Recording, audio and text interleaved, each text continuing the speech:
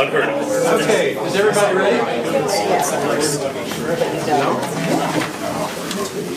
Is everybody ready? Ready? Looks like this. I'll find a seat here.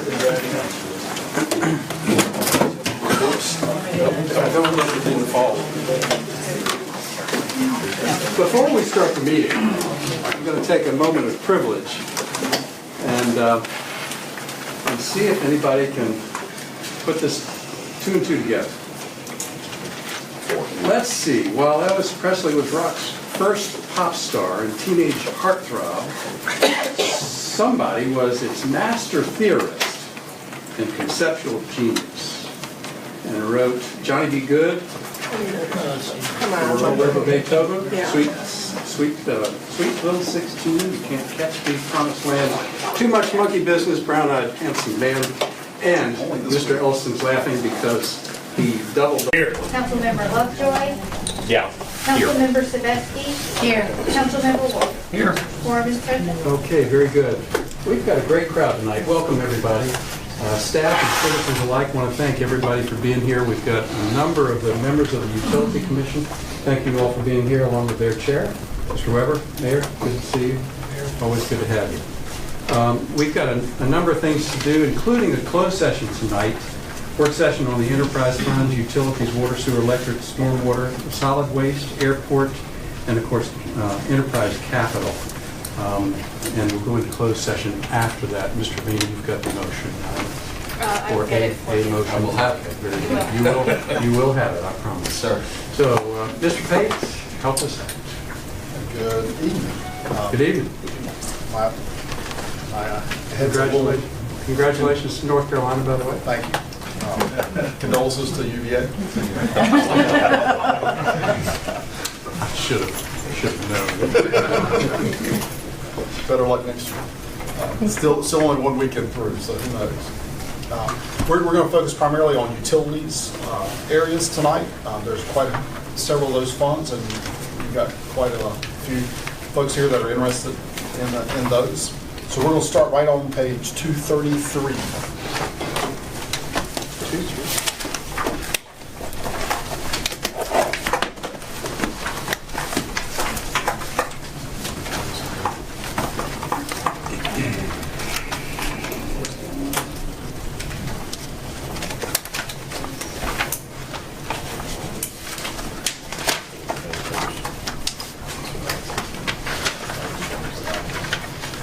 All right, 233 starts with our utilities fund. The utilities department was set up in this fashion a couple of years ago from a combined department. And you can see that basically the positions are going down, but as we talked about at our last meeting, that's because a few positions here have been transferred into the joint engineering department now that we have.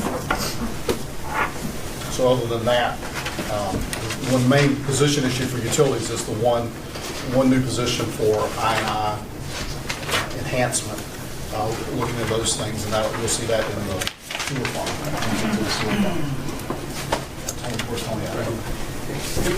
He got out of his seat, stand by the door, make sure nobody else escapes. Okay. So you can see that on the utilities thing. So unless there are questions about the overall utilities funds, we'll go way back into the individual fund highlights. 238 is the electric fund.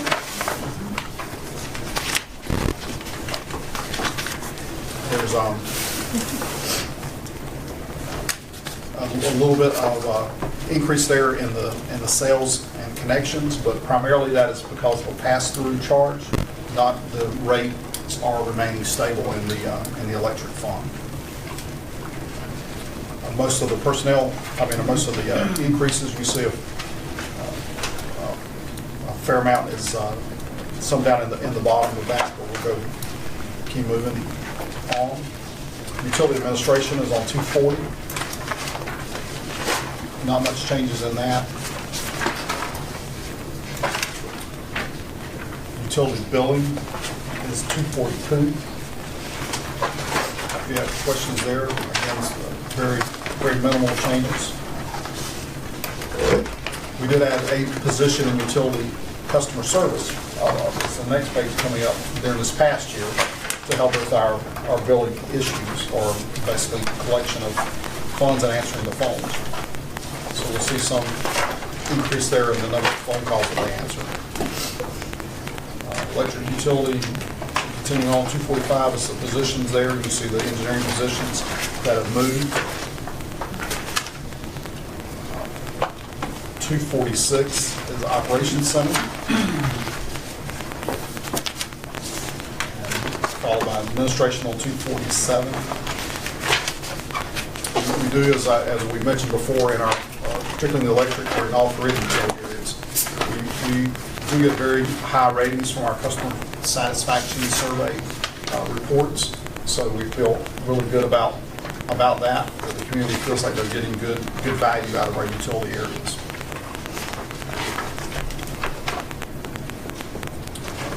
There's on the electric side, anything we want to highlight, Tony, before we move into sewer? I think we're in. Let's see if there are any questions on electric. So, hey, I do. Back on 238, there's about a $2.4 million increase in what you call sales and connections. Help me understand that.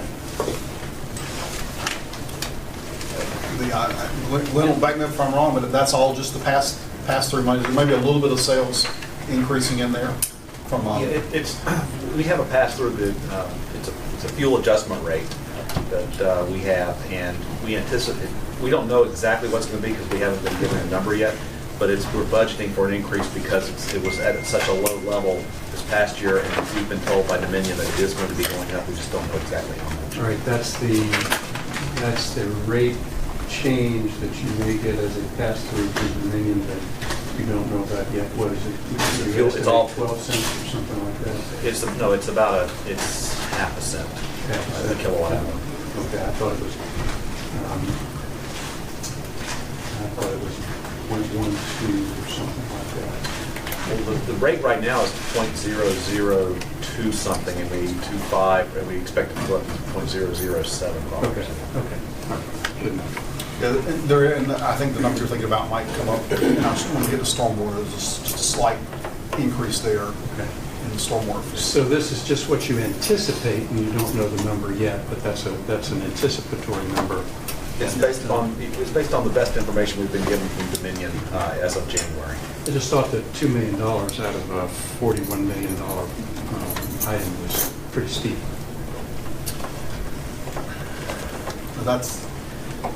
The fuel charges did go down. Yeah, to put it into context, it's higher than it has been this past year, but it's lower. It's the second lowest we've seen in this contract. So I think it's more to do with how far it went down this past year than it is how high it is.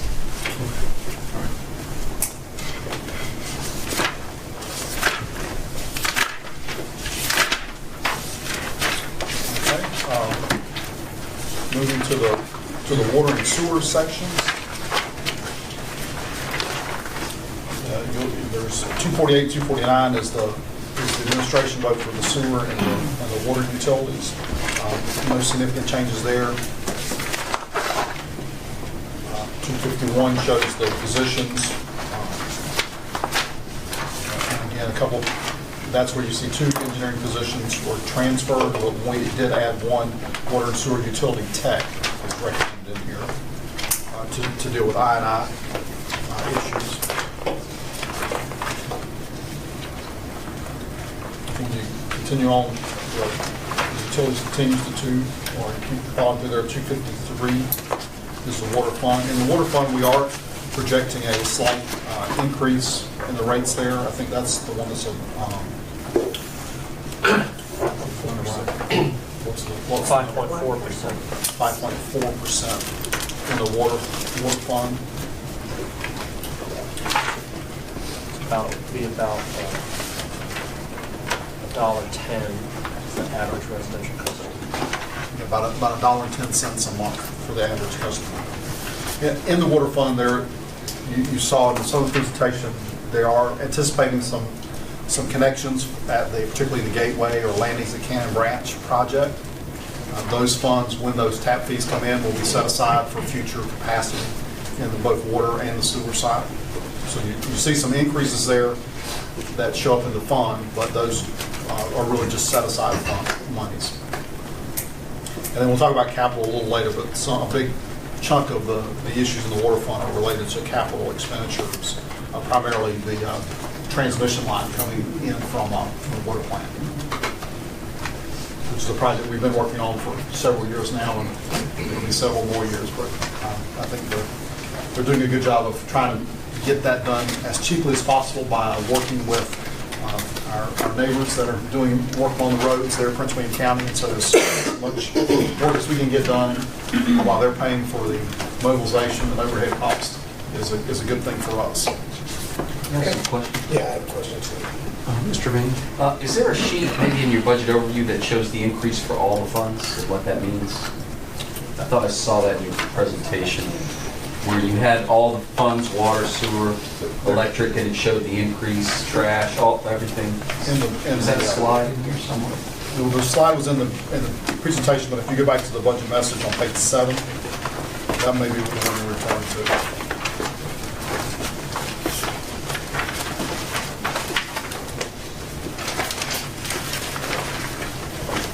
So all funds summary. Do you need the rates, Mr. Hernandez? Yes, thank you. Oh, the rate. Yes, yes. Not the total funds.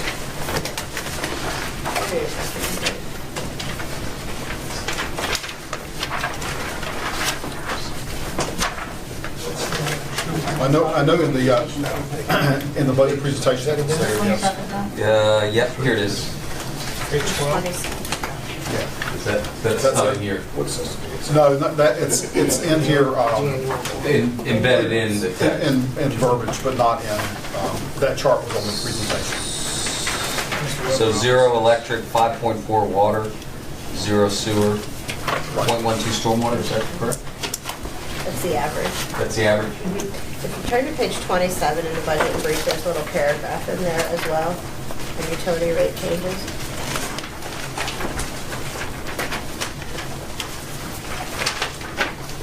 Two. 27.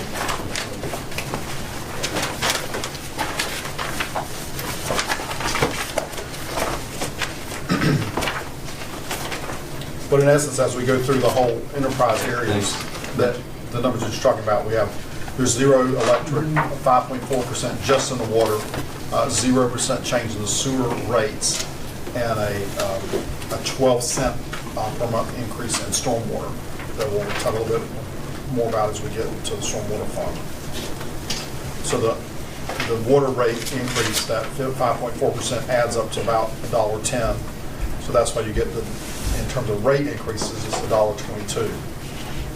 As the mayor pointed out, there's a larger increase in the electric because of the pass-through that will actually happen in May.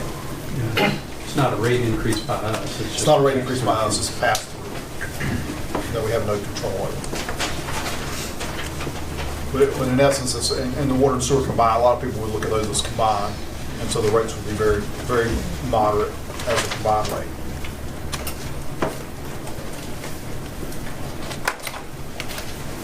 And Diane pointed out a minute ago as well, there's good fund summaries up in the front part of the budget. So if you just want to look at a specific summary of the funds, like on page 34, you see the sewer fund, followed by the water fund on 35, and then the electric fund on 36. Which just gives you a highlight overview of those. With really not a lot of change on the operating side of the utilities. Any other questions on water, sewer? We're going to talk about projects later. Projects are going to come, we're going to do the operating part and then come back to projects. Yes. All right, that's fine. My question can wait till projects. Okay. Stormwater fund, as we mentioned, that's on starts on page 257. Still just one position, Jacob, listed in there.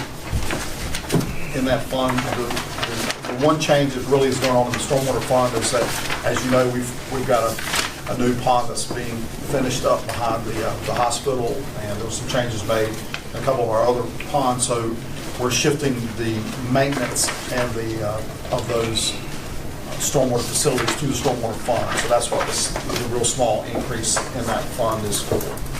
That's from $413 to $425 a month on average. So that's the only thing there. On 260, unless there's stormwater, and we'll talk about projects in a moment. On 260 is the solid waste fund. No increases proposed in the solid waste fees for residential or townhomes. So that one's staying stable. And then you can see the various other charges there, the full page on 262. And then the stormwater fund is also on page 37 as a general area. Airport fund, this was a solid waste question. It's 263.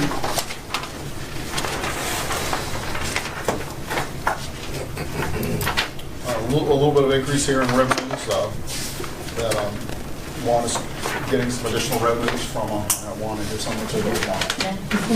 The height in the corner. He's in the corner as well.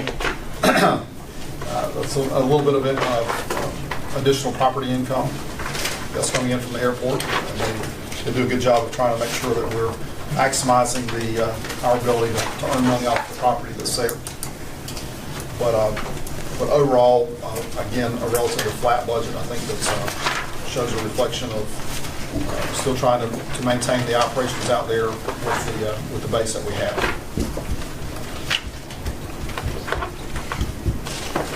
A little bit of money going in to build back up some of the reserves in the airport fund to do match for future projects as we go along.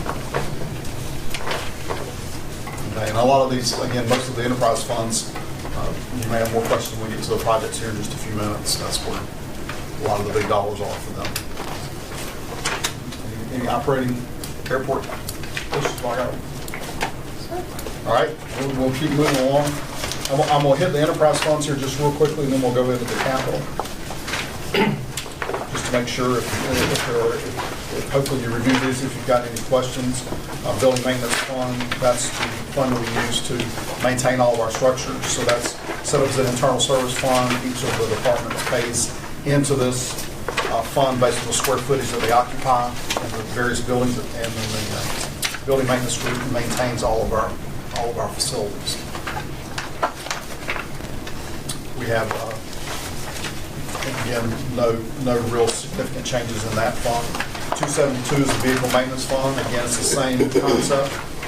We have we try to use all of our vehicles to consolidate those into one fund and one group, and then they maintain all that fleet for the city as a whole. Are we proposing any new vehicles? Page 292.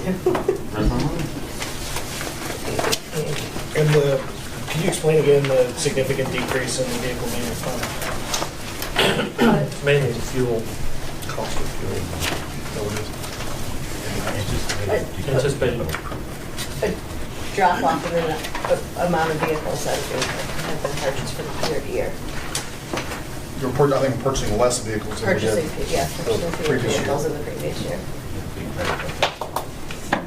So page 292 does show the vehicles that they're anticipating buying, or that the city is anticipating buying. The fire and rescue vehicles are coming out of the fire and rescue fund, obviously. And we talked about the 900,000. You can see some utility funds being used to provide some utility equipment, and then the vehicle maintenance fund.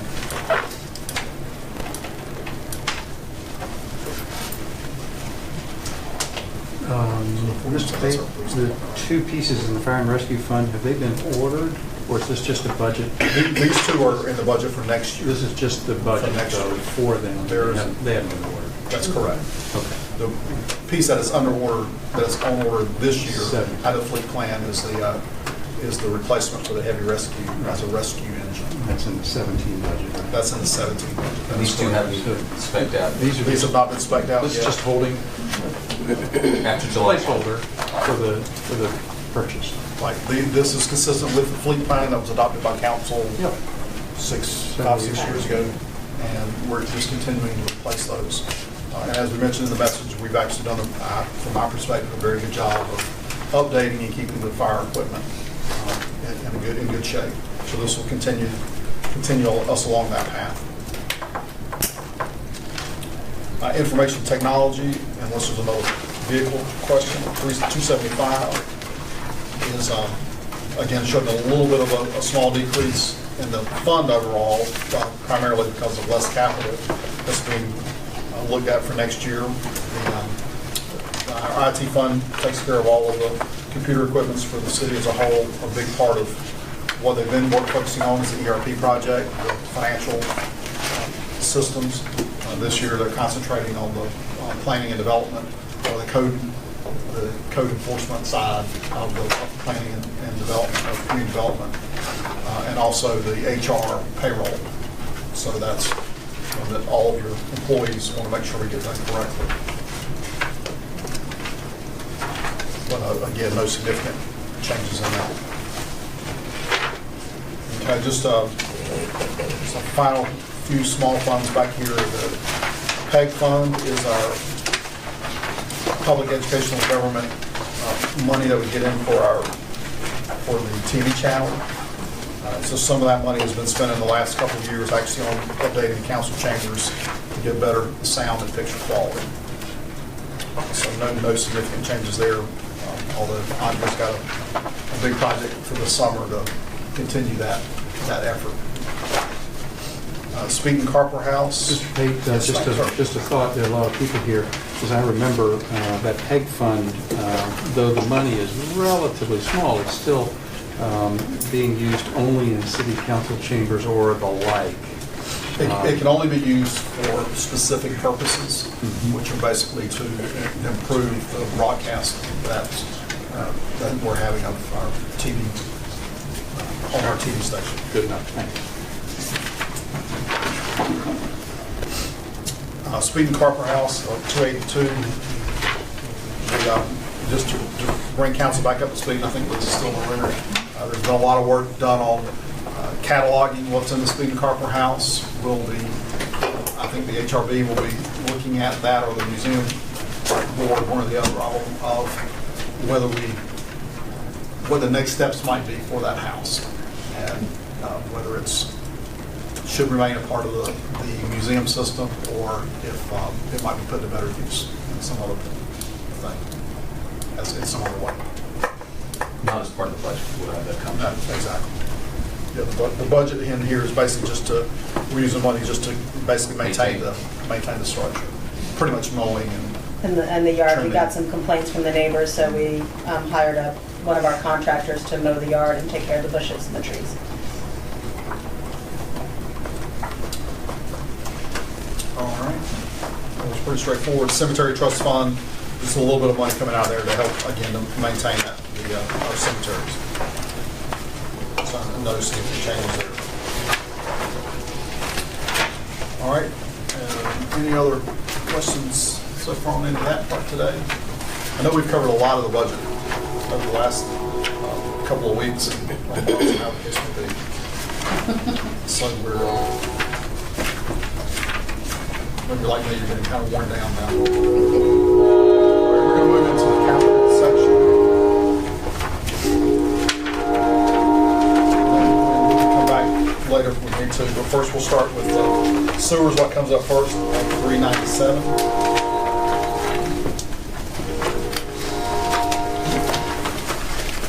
Gives you a little bit of a summary, and then we'll move right over to where the projects are.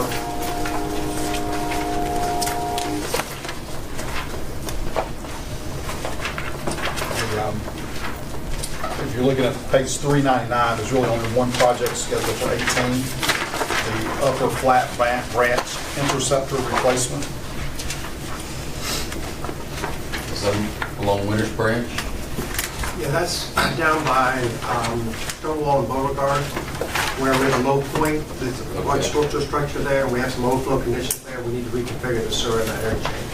What about the Winter Branch Trail project? We're holding that off, because right now we're still analyzing whether we need to upgrade that. If we do, we're going to do it either using pipe. There's just too much foliage there and trees there. So, He's talking about I'm sorry. the pond, the one we just did. I think this one is. Micron Oh, Pond? I'm sorry, I'm talking about another story. I apologize. That's already, we're waiting for long lead items. That's all right now. In fact, we got a little bit of a break with UOSA and Prince William Surface Authority. And the way we connected that pump station structure, that you know what that is? And that's going to be saving us some money as well. But everything is under. So that's in last year's budget? Yes, why it's not in that's here? fully funded, In last year's budget? yes. And so now we're just moving You forward should with see that. activity there. So the only reason there's some long lead items, that's the only reason we haven't. The only reason is what? Some long lead items on the odor control structure and so forth. Some of the stuff takes a long time to get into, so. Thank you. So, Mr. Yes, Mayor, sir. I think this might be a good time to ask my question as we go through these pages in the 400s here. It's hard for me to tell. It's you know, during session some time ago, I did ask about seeing a goals plan put forward for the roads, so we knew how many years it was going to take and what that expenditure is. And I think I have the same request when it comes to sewer and the water usage. What is that long-term plan? What is the goal for how many years it's going to take, and for what kind of expenditure that's going to reflect? Is that something that this council should think about as a piece of fund, a percentage that goes every year to fund those goals? And it's just hard to make those decisions. I mean, I understand it's not our, you know, I'm not questioning what the staff is suggesting. I just don't know how we look at these goals if we don't see those long-term plans. Right, and we have some particular guidelines we're trying to work on in terms of I&I and replacement. And if you, again, go back on 399, you'll see that except for next year, for some reason, I'm not sure off the top of my head, we're not showing the project right now. But in the years following that, we basically are staying at about $500,000 worth of sewer replacement year after year. And Tony's going to say how if he thinks that's an adequate number or not. Well, basically, that's the amount of work we can actually complete. Our most important and critical project is our I&I project, as we ask for additional staffing for that purpose, is our capacity constraint. Our sewer capacity is running at 94-95%. But with our aggressive I&I program, we're recapturing capacity. Just anytime, whether it's the main, service lines and so forth. So most of the money you see there is for lining of older infrastructure and of manholes and other facilities associated with the sanitary sewer system. And usually what we have is we have a certain amount of monies in our operating budget, not the CIP, that we, what's the amount that we carry annually for our I&I program? It's about, annually, it's about 200 or 400,000. about 250,000. Yeah, that coupled with our CIP. It's about how much work we can actually accomplish based on how much we have to QE and so forth. And one of the things that we're actually going to go after right now is some of the service lines within the right-of-way. For example, if you go out to Richmond Street and Windsor and Liberty, we're going to be replacing not only the water but the sewer service lines in there because the mains have already been rehabbed. So that's really our focus right now on the sewer side from the I-9 standpoint. The other piece, Mr. Elston, there's also utility improvements that are done as part of transportation projects. So they show up in the transportation project, like Prince William Street, for example. So it's one project, but there are water improvements, sewer improvements, and also you will see those in other places, not just, you know, so it's not all world. It's not like if you look this year, only doing 3 sewer projects. That's really not correct because we have them in the bigger transportation projects. We do sort of a all-encompassing infrastructure renewal when we do these big projects. So whether it's when we do the road, we're doing the water, we're doing the sewer, electric is necessary, etc. So Prince William Street's a good example. I think that's a good point. When you dig up that road, basically we want to make sure that the water, the sewer, the storm water, all the systems are in place and are in good shape, so that when you finally resurface that road, they're going to come back and dig it up in 6 months or a year. But I think still the point your question was, are we maintaining our sewer and the water system in an appropriate shape? And again, that does require a certain amount of investment year after year to do that. That's never going to go away. With our systems, it's always going to be a certain amount of rehab and renewal that needs to take place. My sense is we feel pretty good about the amount of money we're putting into that right now in the water and sewer side. The industry standard for that is about 2.5%. You should never go below that 2.5%. Okay, so you look at your infrastructure, and you look at, we have these different matrix and different methodologies in place to go after the worst rated pipes, where the main breaks occurring for one line, and there's all these different scenarios you use to quantify where the worst infrastructure, the oldest infrastructure. So using these different variables and criteria, you come up with the projects, and the monies that we have set aside, we know this is how much work we can accomplish in a given year. And I think that's then where part of the question is, right? If we're keeping up the way we ought to be keeping up, or if we have to be more aggressive. And that's an excellent point, because about 3 years ago, correct me, Mr. Weber, we weren't keeping up on the I&I. So we went to the commission and council and asked for $2 million worth of infusion on the sewer side. So what we did, we almost did 10 years worth of work within a year and a half, just because we wanted to get back to ground zero, because we weren't keeping up. So that's something you did authorize, and we did accomplish. We went. Yeah, and I think it might help to prevent that in the future if we did look at an aggressive long-term plan, if we really saw our goals, and then, again, if we needed to say this is the percentage that we have to say has to support that, if that's more than 2.5% based on the age of the city and what we have to accomplish, then we ought to know that and not, I mean, industry standard's fine, and I understand it, but it may not get us where we need to go. And it's basically a balancing. You're looking at how much you're actually recovering based on how much growth is going on, and then what future capacity needs to be. So looking at that, we set aside a certain amount of funds from our connection fees in the reserve to purchase that sewer capacity if we need to. If we have to go to bond, we have to go to bond. We try to balance those three variables as we move forward. You've got two sets of issues there. The biggest issue for us is going to be sewer capacity. When we've got to buy sewer capacity, that is going to be very expensive for us to do. And as Tony said, we're in the upper 90s, not the upper 90s, but well into the 90s right now with our sewer capacity. If you look at 2.5%, that's basically a 40-year replacement schedule, which is a pretty good. Most water and sewer pipes are going to, I would say, probably in the 50-year range. Some of them will be there 75 or more, but you're hopeful that you get about 50-year average useful life out of your pipes. And so we're trying to do a 4-year replacement schedule. I actually have a follow-up though, because based on our last conversations at land use, you just said we're using lining, when we were told the lining is 15 to 20-year lifespan, and so if we're on a 40-year cycle, we're actually not meeting that, right? Well, is that not true? Again, it's the same kind of concept as we talked about in resurfacing, where your roads rate from 0 to 100. When they get down to in the 60% range, there's certain things you can do to them that's not as expensive that'll bring them back up and give you a good useful life out of that. Same thing with the building. You replace your HVAC. But didn't you report to us that land use that was 15 to 20 years? That was me.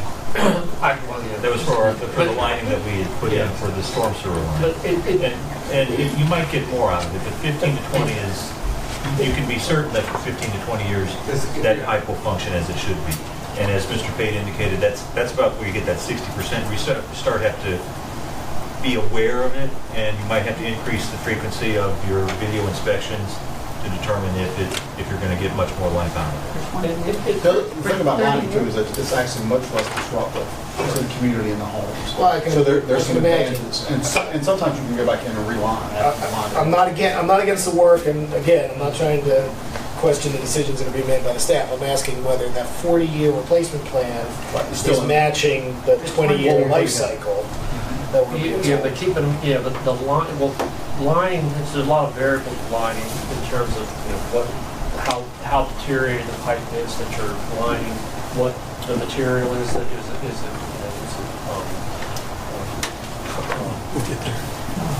help me out. It could be concrete, it could be or clay, or so it depends on what you're and the condition that it's in, as to how, and the size and how much because your lining you're talking about is certainly is not water, it's either sewer or storm. So part of that depends, on the condition when you do it, is how much actual life you get. But remember that you're adding 20 or 30 or whatever years to the existing life you've already had. So now you've in essence extended the life of that pipe to 60 or 70 or 80 years.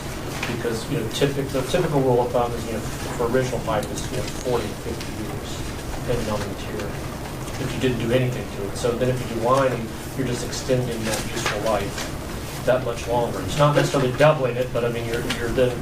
But in either case, I think I understand what you're asking us to do is really like we did the pavement condition survey, having something that gives you a kind of a sense of where we're at in terms of the average age of our water and sewer system, and are we in the storm sewer, and are we keeping up with those? I think it's something that we need to know. I think it's something that citizens deserve to know, and I just, consistently try to come back to that admonishment that we should not be reactionary to sort of large problems that are certainly foreseeable. So, thank you for the time. Yes, sir. Mr. Wolf. You talked about our small margin for sewer capacity. If you could refresh everyone's memory as to what it cost us to buy for rent, lease sewer capacity. Yeah.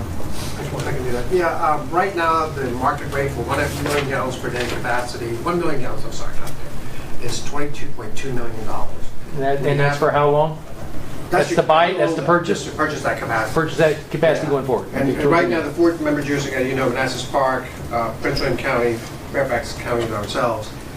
Fairfax County did indicate to us in writing that they have about 500,000 gallons of capacity that they're willing to sell to us, and they quoted us a price of $11.1 million. They just purchased 1 MGD from Loudon a couple years ago. They paid $22.2 million. That's the kind of set the price. As you know, Manassas Park, arguably, if you look at their comprehensive plan and run your calculations, has some additional capacity. Whether they're willing to sell or not, we've approached them. But that's at a standstill right now. Service authorities will be reluctant because they have a lot of growth going on, and they don't. No member jurisdiction wants to be the next one to trigger the expansion of the water plant. We obviously are too small. It'll be it'll probably be Prince William County which will trigger the next plan of expansion. But all the capacity you also still support at this time. Thank you. So those are our options right now. Very good. Thank you. So part of the issue there is you're pointing out that 22 million that's available if you can get the capacity at the plant. First thing you got to do is have $22 million. You also have to have somebody that's willing to sell you the capacity. All right, anything else on the sewer right now? All right, we'll move on to the water side. Again, that starts on 407, but I'll probably point you to 409, which is the kind of the summary of the projects, and then each of the individual project pages are back behind that. The 24-inch transmission main has been a major project going along, and you can see that there's a substantial amount of money, almost $4.5 million set aside for that project this upcoming year, an additional $2.5 million that we believe will be needed in 19, and then you can see out in 22 in the future, at least another $7 million to do that. And I think all of that would do the whole project. All the way up to the 234 inches, where it basically hits our distribution system. So that would be a big part of it. So that's a project we've already spent $8 million on that. So that is a very substantial project. $22 million in total, a little over 22 that we're working on. Finished water capacity. There's money in there to do a study that would then would be used to determine how to upgrade the water treatment plant. Tony was saying. Yeah, actually the pilot has been completed. I'm pleased to inform you that the health department has provided us a letter indicating that we have met all the requirements to upgrade to 18 MGD, which is a safe fuel from the reservoir. So our intent, so once we're going through an RFP process of getting our on-call engineers on board at this time, which Michelle has been working on. Once we get that, we want to begin the design as far as pulling the trigger on the expansion. That will really be based on our demand. I mean, we don't want to have stranded capacity of the plant, but our plant right now runs at capacity and sometimes above, and we have to get permission from PDH to run. Like, for example, this past summer, our plant's rated at 14, we ran at 15 because we just needed that capacity. So that's why we don't want to delay this project, because now we've gotten approval just within the last several months only from VDH, meeting the requirements of that pilot study. Design is planned to be completed in this fiscal year, FY18 fiscal year, and then subsequent year is what we would like to do. Construction in 19 and 20. Exactly, correct. The next project, the water main replacement and looping, no money in 18, but you can see again about $500,000 a year is what we typically spend on that. And the next big project there is the clear well addition and roof renovation at the plant, which Tony will also Yeah, say. we have redundancy at the plant, almost every aspect of it, every facet, but our Achilles heel is that clear well. And we put a lot of work repairing it, but it's limping along, and it's very critical because if that goes down, our plant goes down.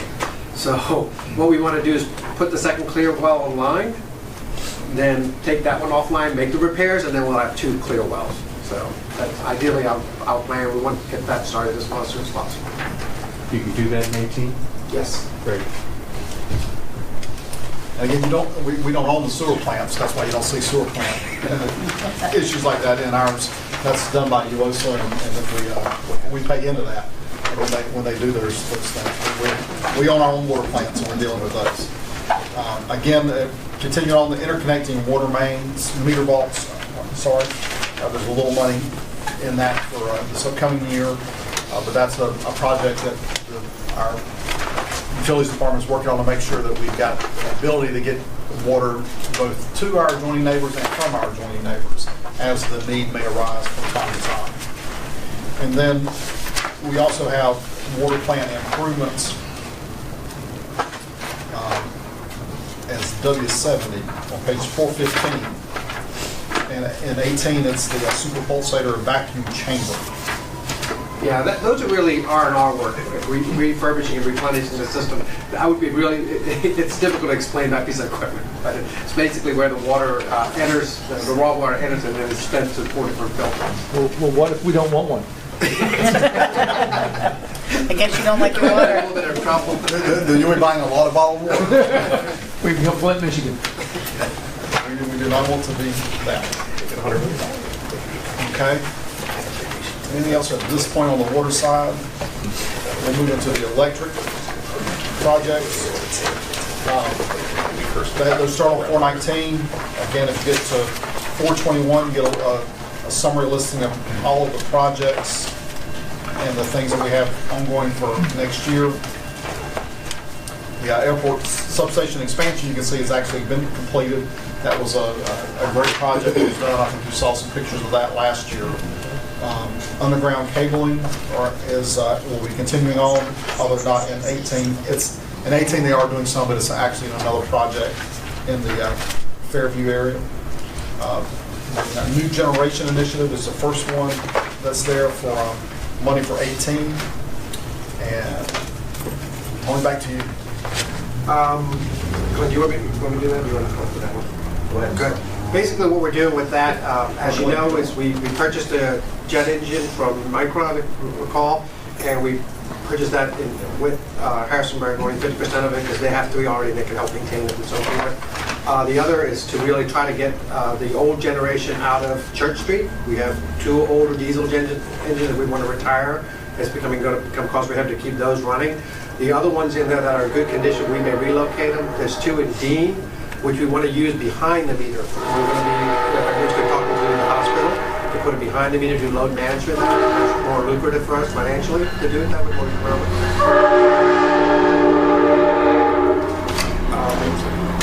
What was the other? I was looking for generation assets. Relocation. I said relocation, retirement, and then we got the jet engine. Jet engine, yeah. The jet engine is quite a strong piece of equipment. It can generate up to 10 megawatts. So we can put 5 into generation, both transmission, peak shaving, and also into meeting our obligations under the generation, the ones that we get into. Okay, I'll just back up just for a second on underground cable and termination replacement, just to reiterate. In 18, there's no new funding, but there is a major project on Rolling Road that's going to be done in that area. And similar on 425 for the new fiber optic loop ring, there's actually funding existing to do from the VEMA plant to the Quarry Road as a fiber ring. And that all keeps our systems talking to each other so the SCADA knows what's happening. And our folks can keep those. We actually had a schedule on that project, fiber optic. Placing overhead lines underground continues to be an item that we like. We have some of the best, most reliable electric, I think, in the area by far. And I think a big part of that is because we do have a substantial amount of it that is buried. It does cost to do that, but that's an investment that the community has made. In 18, you can see from Land Green Street from Liberia to Weems Road is the project that's being proposed, or it's planned, it's already funded. And then we're also doing some LED streetlight replacements.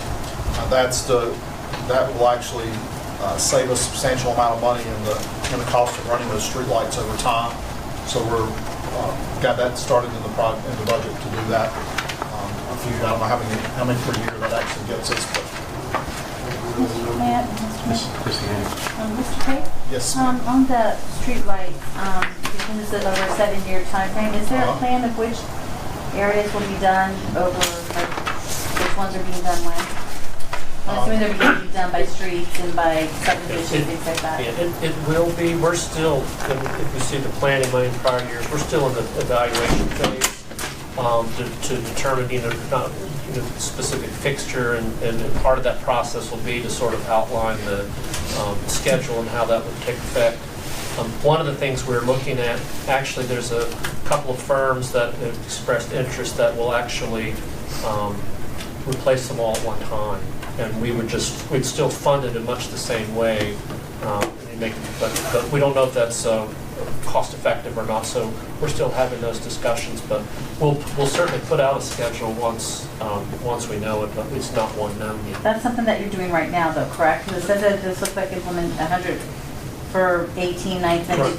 So Right. Yeah, we're still in the planning phase. We're in determining fixtures and so forth. Our electric staff has been working on that. I don't know, Tony, if you've got a latest update. I think the intent is we plan to start with the replacement project next year. Correct. But they have not finished all the details of where that's going to be and how that's going to be. That's right. How that will operate yet. So we'll get an update before that starts. Absolutely. Okay. Thank you. Okay. Anything else on the electric side? Again, our folks do a good job working with the Utility Commission to keep our utility systems moving along very well. And I don't know if you want to recognize any of the Utility Commission members, see if they have any comments. Mr. Weber, you want to introduce everyone to your members? Dick Milligan's here, Dr. Jim Shornick's here, and what's the other members here? Obviously, staff is here. Glenn and Tony. So the council knows I asked Mayor Weber if he wanted to make any comments, and he let the staff do the talking. And Mr. Wolf, who's our council member. There you go. Okay. We'll keep moving on into stormwater. It starts on 431 in your capital section. Moving to, again, as I've done, 433 is where you've got a listing of all the projects. Thanks, guys, for all you do. Thank you very much for your service.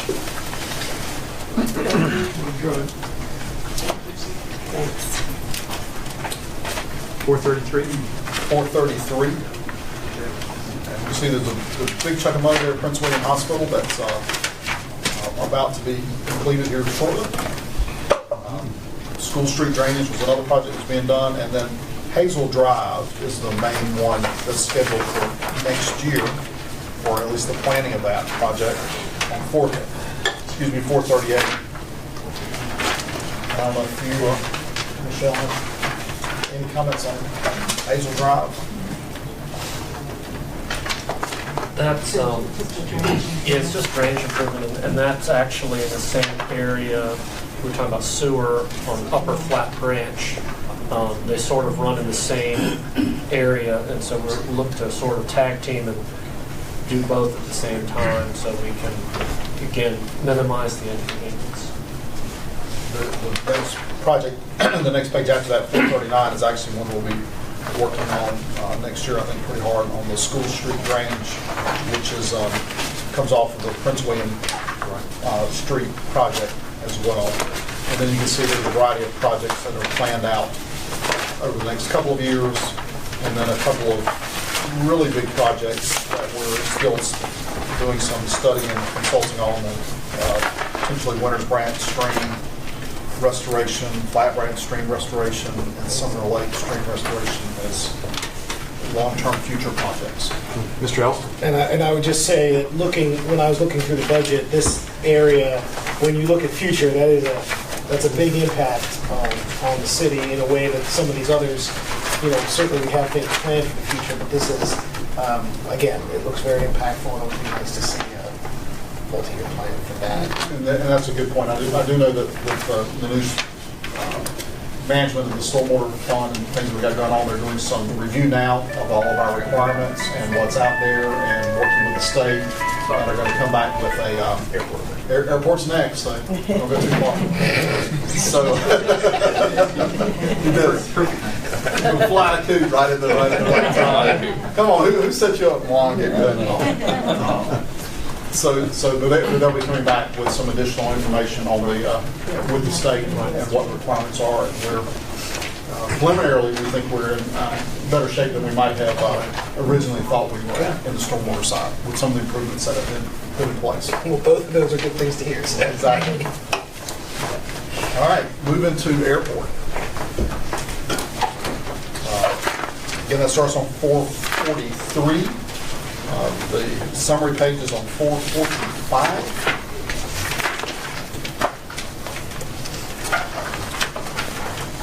One has a lot of projects in the planning stages.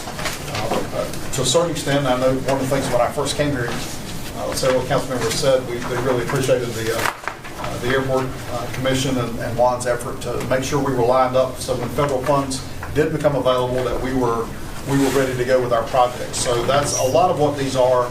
The dollars are fairly big, but they have a lot of federal and state money behind them, a little bit of local match, and but this is getting the planning done in advance so that when we have the opportunity that funds are available, that we can hop on those.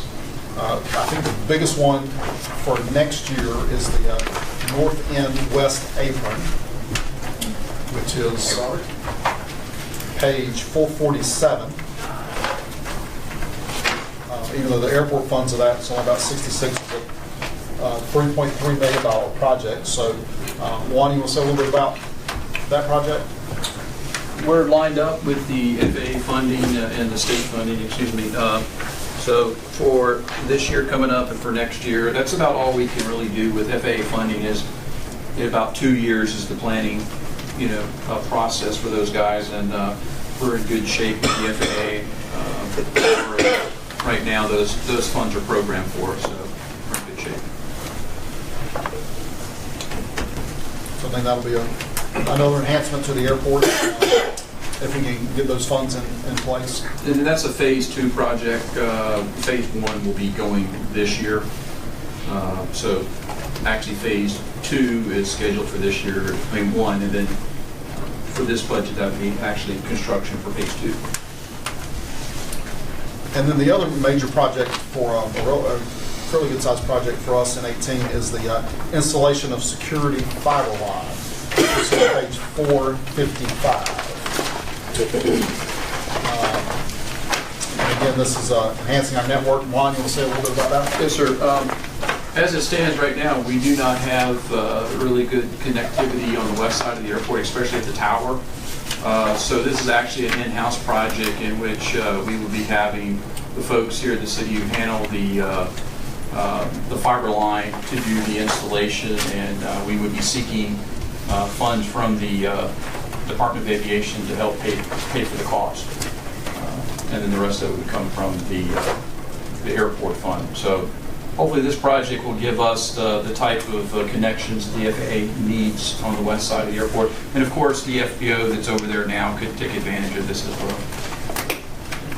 But it's mainly to try to get the FAA hooked up.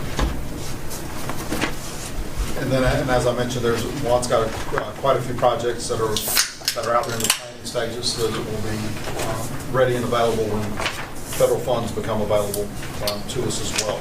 But if you've got any questions on any of those specifically, I'm glad to try to address those.